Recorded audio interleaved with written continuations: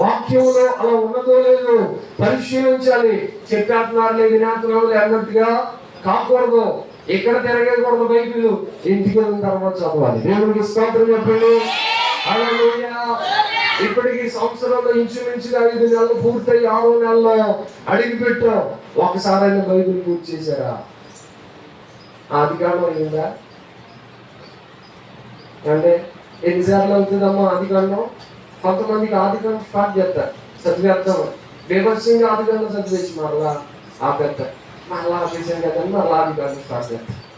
ఇక సంవత్సరాలు ఎన్ని అయిపోయినా కానీ ఆదికాండంలో ఉంటారు. ఎక్కడ వేసేవారు దొంగలంటే అక్కడే ఉందన్నట్టుగా ఆదికాండంలోనే ఉంటారు భక్తులు కొంతమంది. ఇంకెప్పటికీ కీర్తనల ప్రకటన గ్రంథం వచ్చేసరికి దేవుడు రాకడ వచ్చేది. దేవుడికి స్తోత్రం చెప్పండి.